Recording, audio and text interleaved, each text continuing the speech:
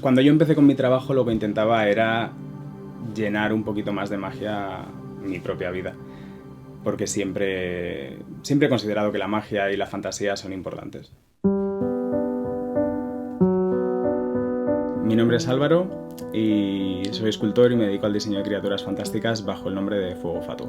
Yo creo que cuando empecé con esto era porque yo siempre, de pequeño a mí me faltaban juguetes que fueran de este tipo de criaturas. Sobre todo hadas, duendes, goblins, ese tipo de juguetes que yo quería y no tenía porque a mí me encantaba ese tipo de personajes, pero no había nada así mainstream sobre eso para hacer ese tipo de producto. Y yo creo que empecé simplemente como para suplir esa carencia.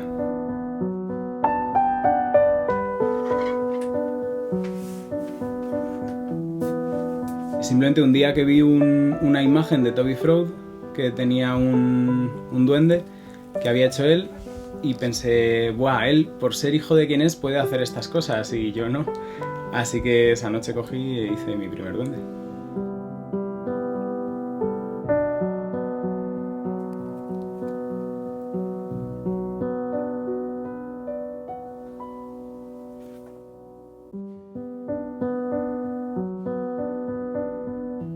Entonces, a raíz de ahí empecé a hacer otros personajes como un hobby. En aquella época me abrí un fotolog y con el tiempo la gente empezó a pedirme si los vendía, etcétera.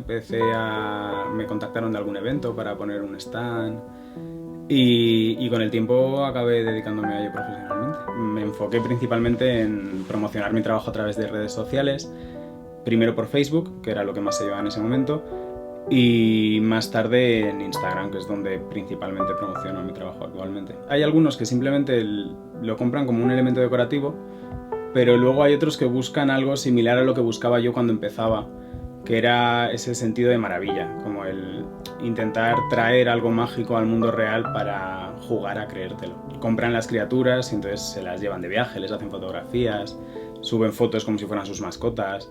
Entonces es una forma de jugar a llenar un poquito más de magia, ¿no? tu vida, en cierta manera, y tener esa especie de sentido de maravilla que te envuelve y te hace creerte esa realidad.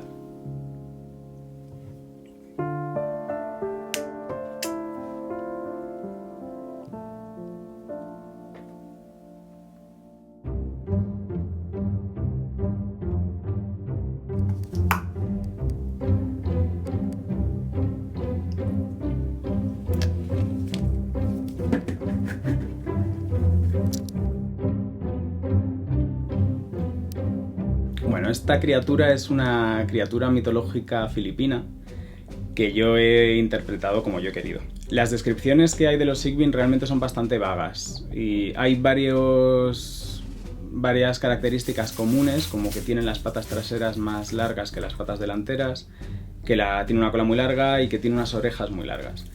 Y luego una de las principales características, que es que se alimentan de la sangre de sus víctimas mordiéndoles la sombra. Mi intención al hacerlos fue hacer algo que encajara con esa descripción, dándole un enfoque hasta cierto punto realista. Entonces yo pensé, animales que tengan las patas traseras más largas que las delanteras, canguros y jerbos, por ejemplo.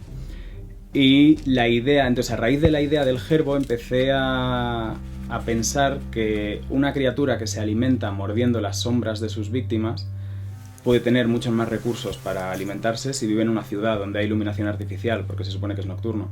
Entonces, a menos que haya luna llena, pocas sombras van a encontrar. En cambio, en una ciudad que siempre hay gente por la noche, que hay iluminación artificial, con lo cual hay muchas más sombras, tendría sentido. Entonces, partiendo de la idea del jerbo, que es un roedor, dije, pues si fuera algo estilo rata, jerbo, algo así que puede vivir en las ciudades, porque al final la fauna que tenemos en las ciudades es de ese tipo, pensé en hacer un animal muy pequeñito que se pudiera esconder en las sombras, que pudiera vivir en las alcantarillas, debajo de los coches, en cualquier hueco dentro de una ciudad, para así buscarle el recurso que son esas sombras de las cuales se alimenta. Y luego pues ya introduje determinados, el tema de la sangre, pues con la sangre me inspiré en murciélagos, por eso tiene este tipo de nariz. Las orejas grandes también, los murciélagos muchos tienen orejas grandes y pensé que podía por ahí. Entonces hice esta especie de mezcla entre jerbo y murciélago de la cual estoy bastante orgulloso. Entonces, bueno, el proceso creativo suele ser, primero hay una parte interior, que es en mi cabeza pensar mucho durante meses. Ya empiezo, primero modelo unos originales en arcilla polimérica o en plastilina, de ahí saco moldes, entonces ya hago el patrón del cuerpo, porque los cuerpos son de tela para poder ser articulados, son de tela de pelo artificial. Entonces ya saco moldes de la cabeza, o sea, de la cabeza, las orejas, cualquier parte rígida, hago copias de cada pieza. Corto las telas, coso el cuerpo, pinto las partes de resina, hago un esqueleto articulado y lo monto todo. Cuando haces una nueva criatura, dentro de ese proceso están todas las criaturas anteriores que has hecho, porque siempre aprendes algo.